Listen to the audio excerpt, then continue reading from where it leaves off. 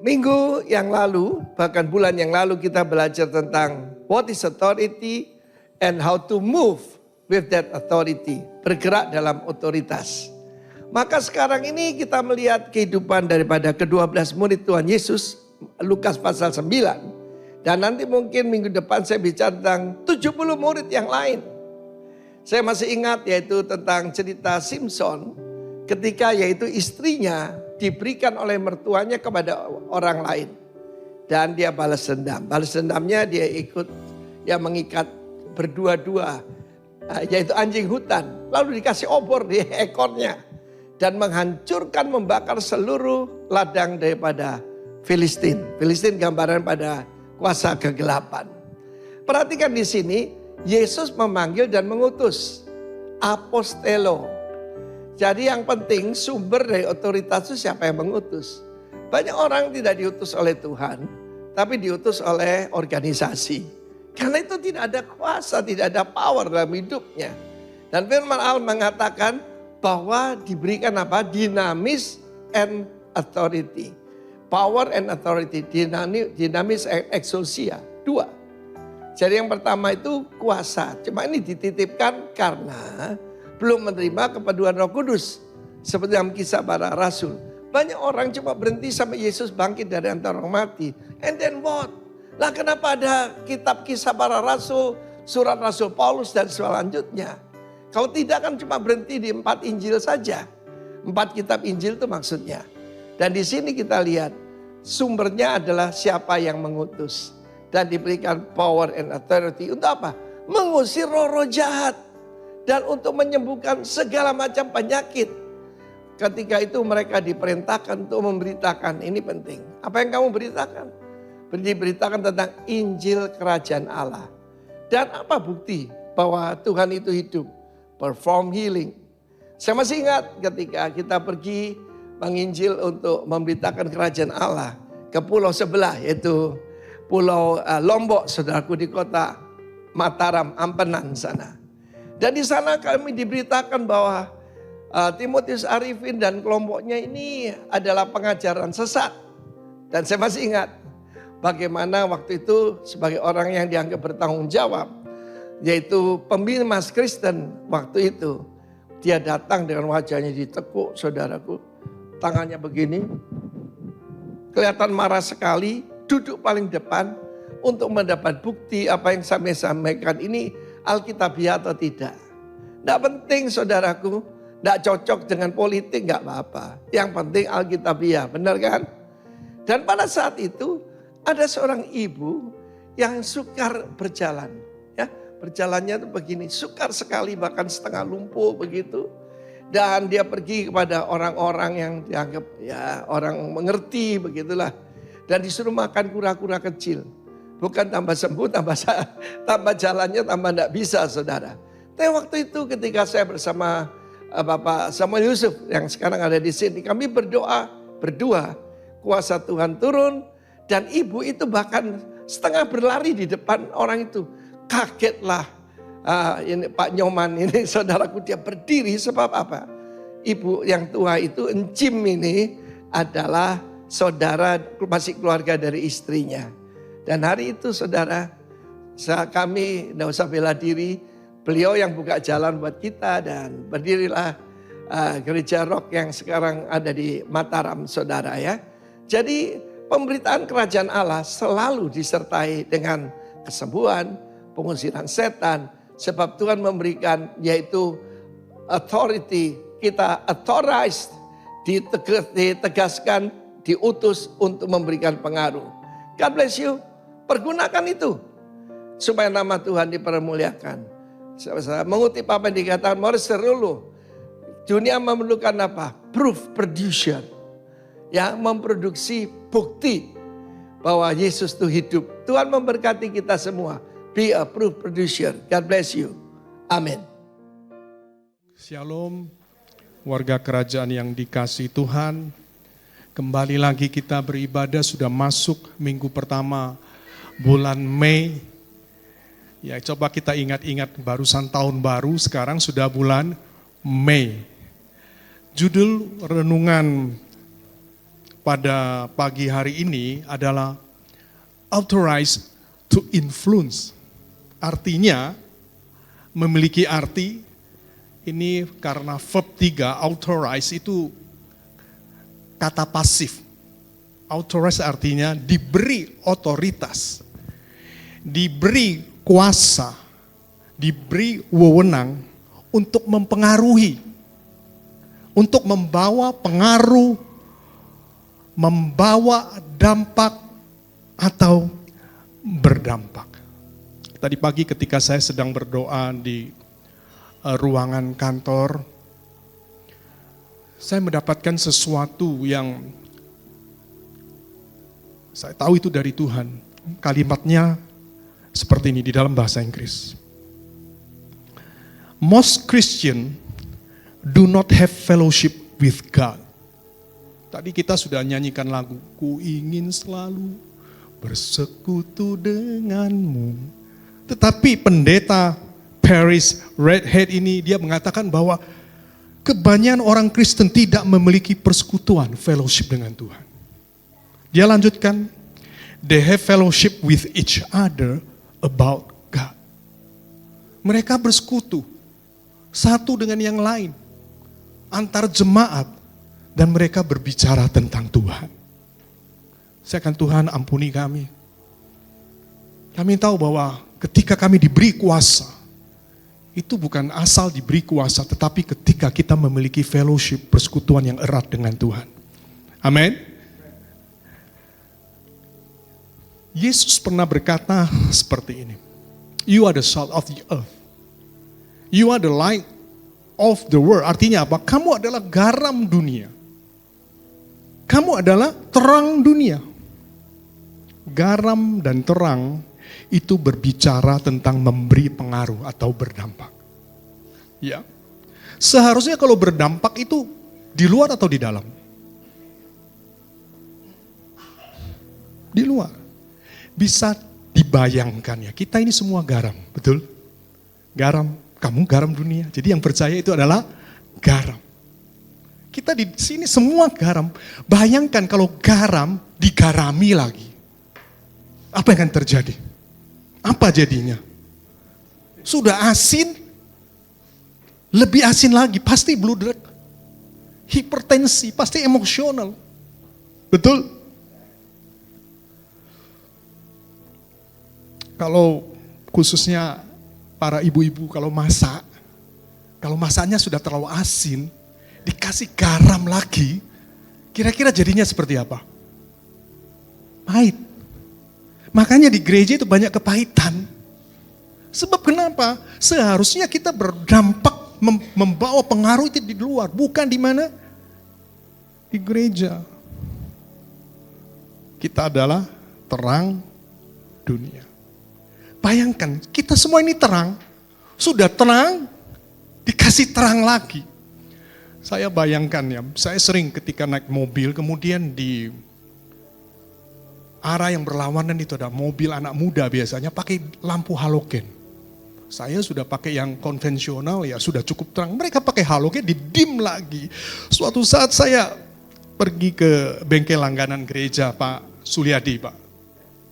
Saya tanya sungguh-sungguh, Pak, bagaimana cara menghadapi kalau ada mobil ya, kalau lampunya itu terang, itu bagaimana caranya supaya tidak silau? Kemudian saya serius loh, saya berpikir mungkin dikasih kaca film khusus atau bagaimana sehingga pada saat kita nyetir itu aman. Jawabannya apa? Disenggol saja mobilnya, Pak.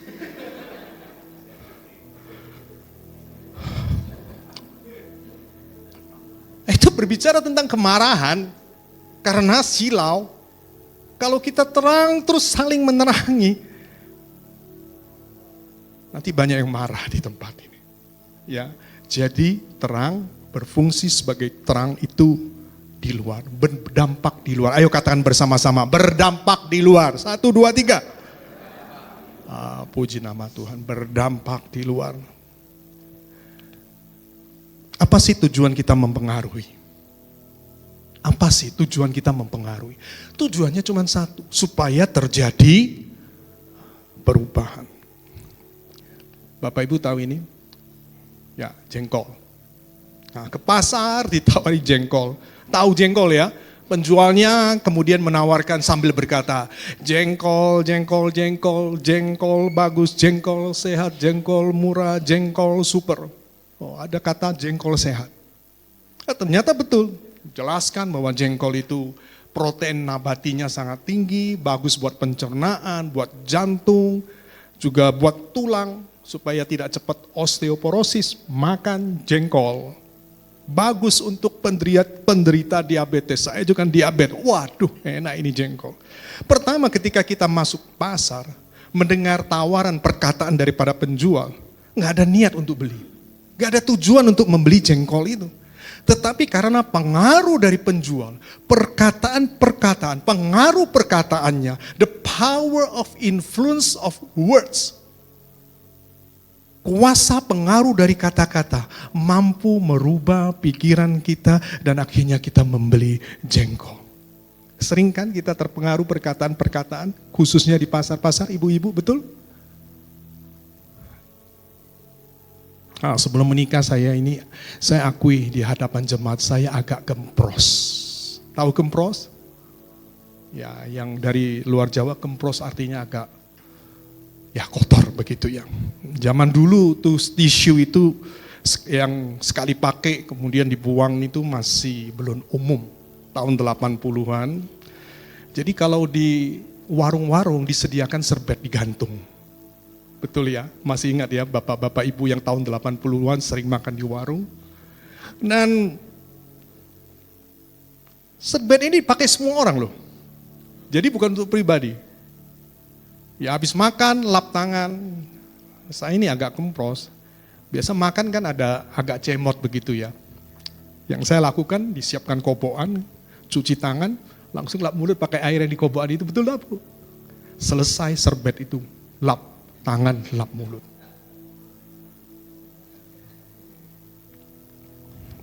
Sampai, betul toh ya seperti itu. Sampai suatu saat saya ajak pacar saya, ya sekarang istri saya. Dia buktinya. Saya melakukan hal yang sama. Cuci tangan, mulut, lap. Ketika pulang, dia mulai bicara. Tahu berapa orang yang pakai serbet itu? Ya nggak tahu lah. Masa dihitung enggak? Tapi banyak toh. Tahu ada bakteri, ada virus, ada penyakit yang mereka derita, tahu? Saya mulai berpikir. Dan itu bisa ditularkan lewat serbet itu. Dia ngomong seperti itu. Ya memang dari dulu istri saya ini memang bersihan. Setelah itu saya baru sadar. Sebelumnya saya pernah mengalami sakit herpes di bibir. Ya karena kemprosnya itu.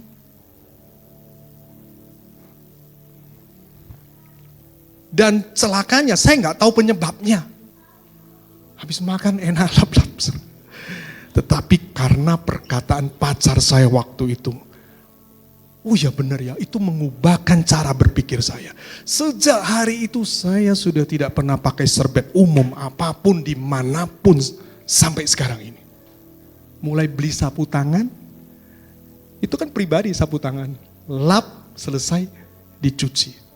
Sekarang saya kemana-mana bawa tisu, di tas saya juga ada tisu. Itu yang namanya the power of influence of words. Kuasa pengaruh dari kata-kata. Karena itu membawa kebaikan. Jadi sekali lagi, supaya terjadi apa? Perubahan. Perubahan ada dua. Yang pertama perubahan menjadi baik. Seperti jengkol itu, kalau kita makan itu sehat loh Pak. Ya, tapi baunya nggak enak ya. Apalagi di kamar mandi orang yang makan jengkol. Mesti kita tutup hidung ya. Seperti istri saya, itu membawa pengaruh dan akhirnya saya berubah menjadi lebih baik ya.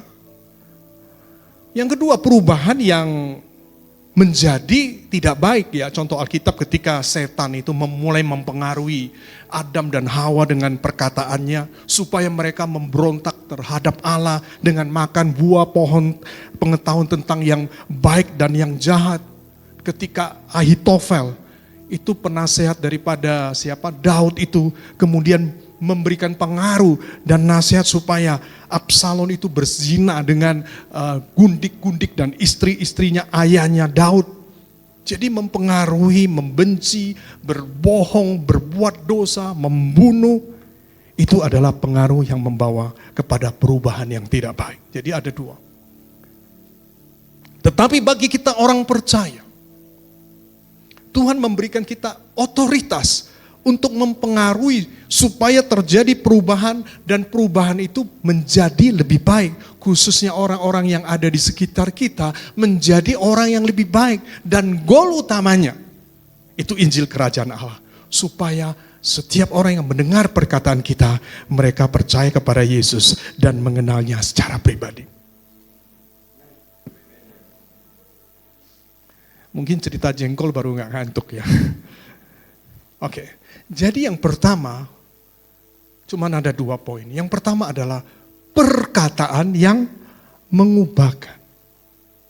Ini kisah ketika Yesus melintasi daerah Samaria. Coba kita melihat apa yang terjadi dengan perubahan seorang wanita ketika dia berjumpa dan mendengarkan kata-kata daripada Tuhan Yesus. Yesus melintasi daerah Samaria sampai di sebuah kota yang bernama Sikar. Di sana ada sebuah sumur, ya sumurnya Yakub dan sudah diserahkan kepada orang-orang yang ada di sana. Yesus sangat letih kemudian duduk di pinggir sumur itu. Hari waktu itu kira-kira pukul 12 siang. Maka datanglah seorang perempuan Samaria hendak menimba air. Pertanyaan saya, kok menimba air jam 12 siang? Lagi panas-panasnya. Kan kenapa? Kan ada kesempatan menimba air di pagi hari.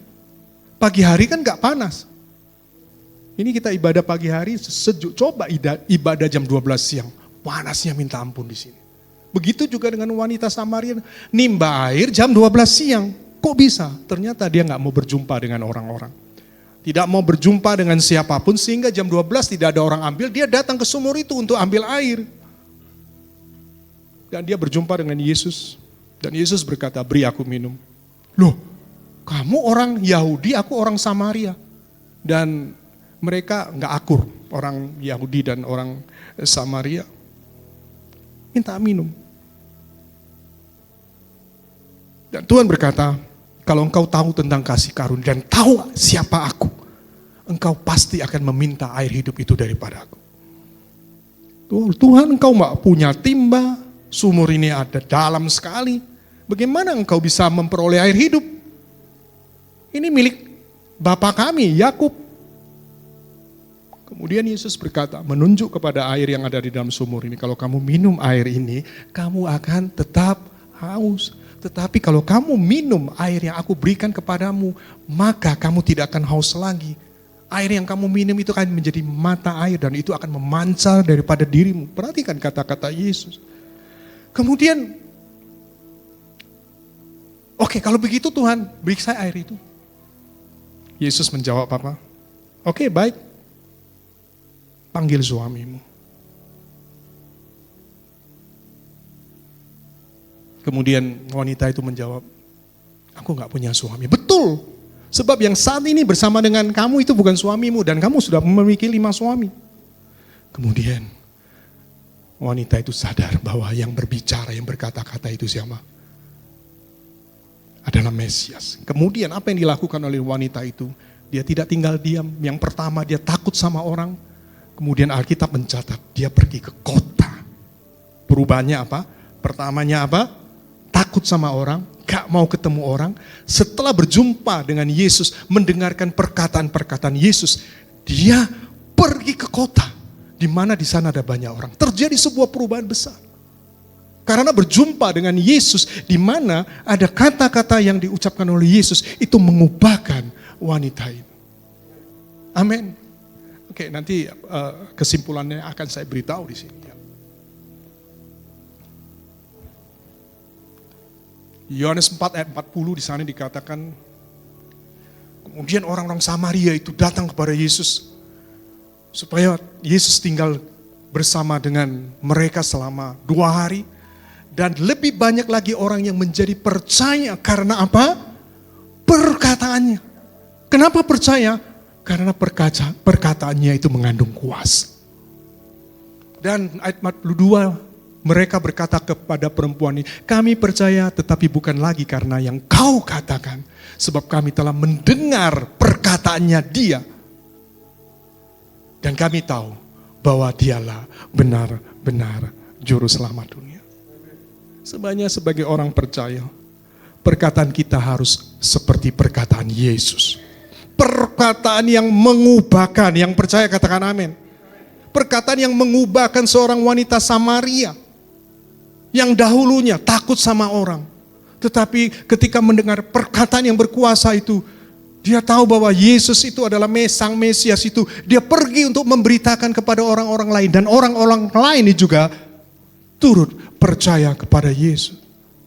Perkataan yang mengubahkan orang Samaria yang ada di Sikar menjadi orang percaya, menjadi percaya kepada Yesus. Kok bisa mereka menjadi percaya? Ayatnya ada di sini. Karena mereka takjub mendengar pengajarannya. Sebab perkataannya penuh kuasa. Mengapa bisa penuh kuasa Bapak Ibu Saudaraku yang dikasihi Tuhan? Perkataan kita itu harus penuh kuasa. Jangan banyak ngomong gak ada isinya, apalagi gak ada kuasanya. Sedikit ngomong tapi ada kuasanya, itu mengubahkan. Amin. Karena Kolose 3 ayat 16 di sana dikatakan, hendaklah perkataan Kristus diam dengan segala kekayaannya di antara kamu. Sehingga kamu dengan segala hikmat mengajar, menegur seorang akan yang lain sambil menyanyikan mazmur dan puji-pujian dan nyanyian rohani. Kamu mengucap syukur kepada Allah di dalam hatimu. Supaya apa? Perkataan Kristus. Perkataan Kristus di dalam versi mudah dibaca, di sana ditulis firman Kristus. Itu adalah kebenaran yang mengubahkan. Oleh sebab itu saya mau ingatkan sekali lagi, perkataan kita berkuasa untuk mempengaruhi ketika dasarnya adalah firman Tuhan. Amin. Bukan kehebatan cara berpikir kita. Bukan karena pendidikan yang sudah kita dapatkan, kemudian kita memberikan segala sesuatu untuk menasehati orang atau berkata-kata. Tetapi kalau dasarnya firman Tuhan, saya mau beritahu ada backup dari kerajaan surga. Amin. Awal saya terima Kristus, saya tidak bisa berdiam diri. Gak bisa. Yang menjadi prioritas adalah satu keluarga besar saya. Orang tua, kakak adik yang belum percaya kepada Yesus. Saya naik bis ke Jakarta karena goal pertama, tujuan pertama ada berjumpa dengan adik saya yang notabene-nya seseorang yang sangat berhasil, dan untuk berbicara mengenai masalah rohani itu tidak mudah. Saya berjumpa dengan adik saya, kita janjian, kemudian kita mulai ngobrol. Ketika saya berkata-kata, dasarnya adalah firman Tuhan. Saya katakan semua orang sudah berdosa. Kalau berdosa berarti kita harus menanggung hukuman Allah, yaitu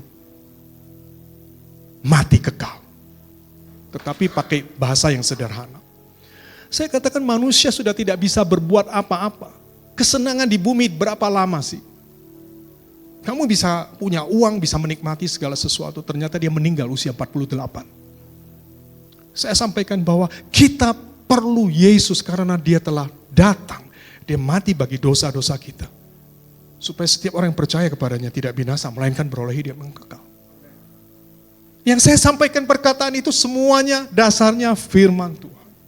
Setelah selesai, saya diajak makan, saya pulang kembali ke Malang. Besoknya saya dihubungi. Dia katakan, di sana Koko itu panggil Ahia. Ya, saya yang kedua, jadi Jihia. Semalam-malaman saya tidak bisa tidur. Memikirkan apa yang Jihia katakan. Yang saya katakan cuma firman Tuhan. Tetapi tetapi memiliki kuasa untuk mengubahkan dia. Dan terakhir dia menyerahkan hidupnya untuk percaya kepada Yesus. Dan pada hari terakhirnya dia tetap percaya kepada Yesus sebagai Tuhan dan Juru Selamat. Perkataan kita memiliki kuasa ketika dasarnya adalah firman Tuhan. Ya, saya saksikan sekali lagi ada seorang suhu, anaknya kuliah satu kampus dengan saya, satu kelas. Anaknya suhu, dukun. Suatu saat saya mendapatkan impresi yang sangat kuat dari Tuhan. Saya juga bingung mau bicara apa, karena kan anaknya suhu yang diajarkan ya kita tahu. Saya datang ke kosnya waktu itu. Saya panggil namanya. Waktu itu dia sedang di teknik sipil, jadi masih gambar. Saya tepuk bahunya, saya panggil namanya. Memang tugas kita sebagai mahasiswa itu belajar, kerjakan tugas. Tapi ingat, kita tidak bisa mengandalkan kekuatan sendiri. Itu kan firman Tuhan. Kita perlu Tuhan. Jadi segala sesuatu yang terjadi di dalam kehidupan kita itu bukan sesuatu yang tiba-tiba terjadi, tetapi tidak ada yang kebetulan, ada Tuhan yang mengatur segala sesuatunya. Kita perlu Dia. Kembali lagi saya berbicara tentang dosa. Dan apa yang terjadi setelah saya selesai? Tiba-tiba dia berlutut, dia menangis sekuat-kuatnya. Saya tumpang tangan. Dan terakhir dia percaya kepada Yesus sebagai Tuhan dan Juru Selamat. Kalau kita mau, sekali lagi, memberitakan Injil Kerajaan Allah, kita butuh otoritas dan kuasa daripada Tuhan. Amin. Untuk mempengaruhi orang-orang untuk datang kepada Tuhan. Dan itu dimulai dengan apa? Sebuah fellowship yang intim dengan Tuhan. Kita gak bisa loh, tanpa fellowship dengan intim dengan Tuhan, dan kita bisa melakukan pekerjaan atau perkara-perkara yang besar. Itu yang pertama. Yang kedua, perbuatan yang mengubahkan. Yang pertama tadi apa?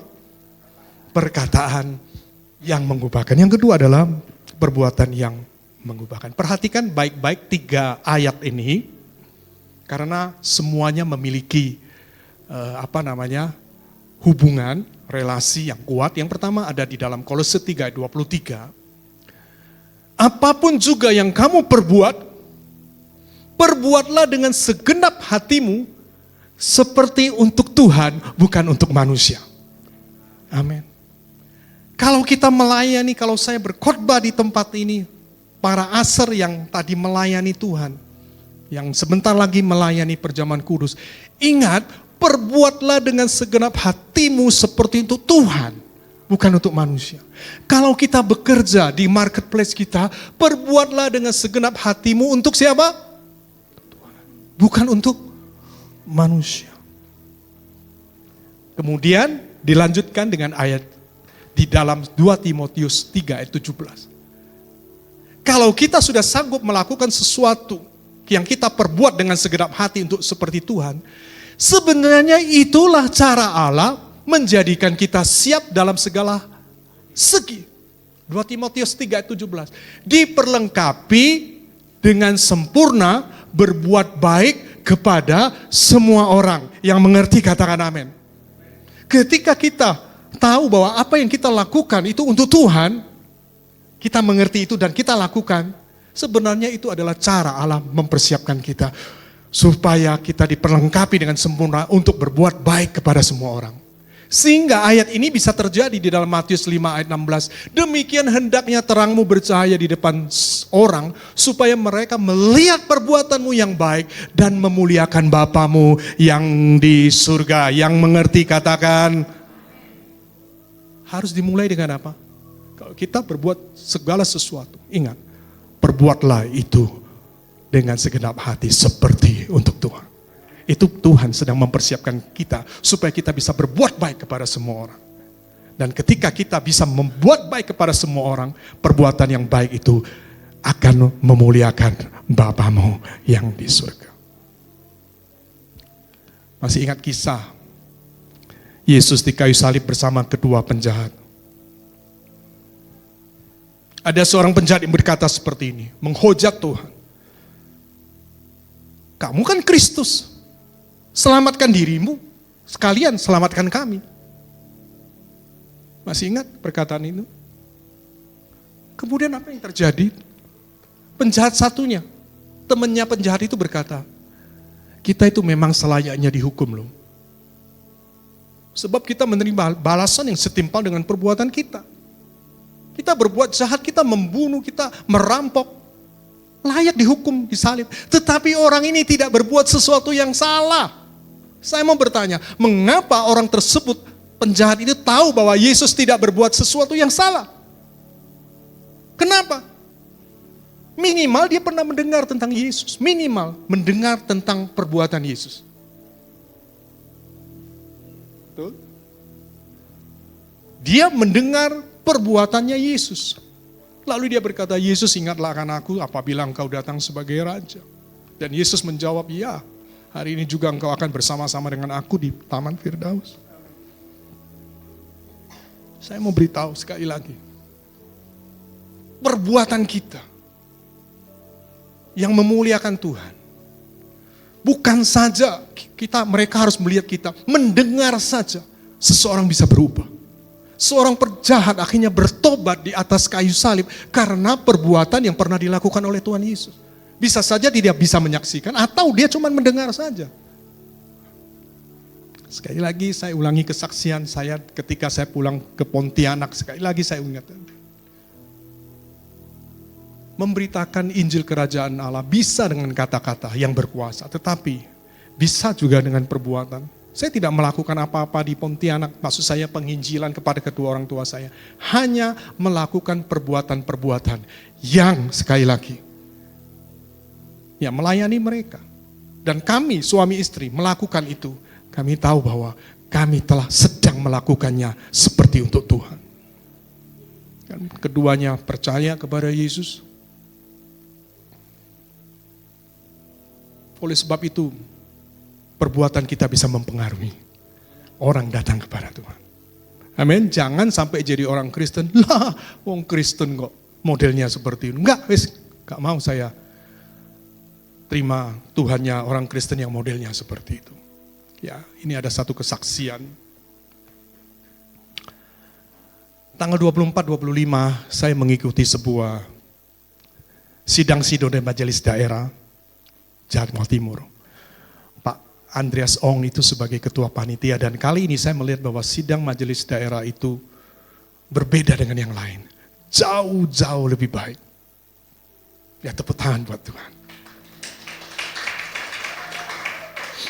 Pemimpinnya muda, Pak Andreas yang sebagai ketua panitia, semuanya berjalan dengan baik. Dan satu hal yang menjadi berkat bagi saya adalah pembicara yang diundang dari sebuah gereja di daerah Tangerang. Ketika saya mendengar itu, Pak Andreas bolak-balik ke tempat saya.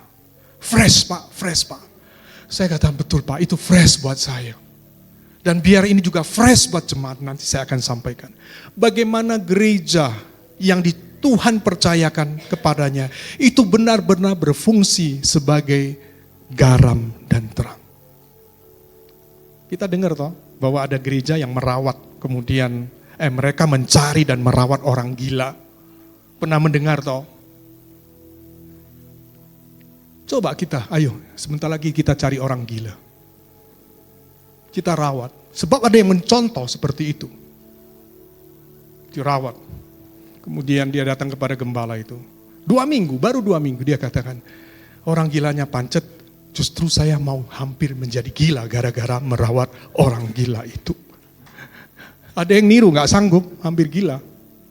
Jadi yang bekerja bukan gembalanya. Gembalanya gak keliling-keliling cari siapa? Orang gila. Tetapi jemaat yang memang memiliki kasih karunia terpanggil untuk melayani orang-orang gila. Di Tangerang itu orang gila banyak. Sampai sekarang sudah gak ada orang gila sama sekali. Karena mereka dicari orang gila itu, kemudian dibersihkan, dimandikan, dikasih makan, dirawat. Kemudian mereka didoakan, ngikuti ibadah. Bisa bayangkan orang gila ikuti ibadah? Saya yakin bahwa puji-pujiannya lebih hebat daripada jemaat biasa. Tetapi banyak yang sembuh. Sampai bupati itu mengunjungi panti rehabilitasi orang gila. Dan menyaksikan bagaimana orang-orang gila itu dirawat. Dan dia berkata sambil meneteskan air mata, Bapak Bupati itu, seharusnya itu tugas saya sebagai pemerintahan daerah di wilayah Tangerang. Tetapi gereja sudah sangat membantu pemerintah. Lihat, authorized to influence. Sehingga gereja tersebut sangat dimudahkan untuk urusan-urusan surat dan lain sebagainya. Karena kenapa? Ada influence yang baik terhadap kota. Ada banyak klinik terima BPJS, pelayanannya itu loh. Untuk yang umum, saya ceritakan.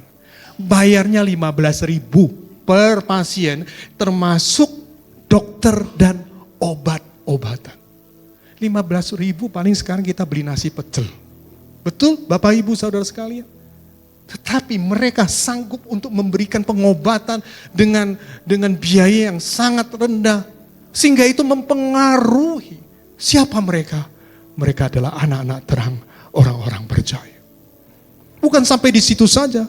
Mereka memiliki greenhouse, integrated farm, mengolah tanah untuk pertanian dan juga untuk perikanan dengan tujuan masyarakat yang ada di sekitar itu mengkonsumsi sayur-sayuran yang sehat tanpa pestisida dan ikan yang berprotein tinggi. Saya mendengarkan khotbah itu, bukan itu saja, mereka mendidik, membantu masyarakat di sekitar daerah itu untuk melakukan hal yang sama supaya memiliki keterampilan dan menghasilkan penghasilan yang memadai. Saat pagi hari ini gereja kita masih seratusan orang. Kita mungkin tidak bisa seperti itu. Kita tidak bisa sanggup untuk mempengaruhi.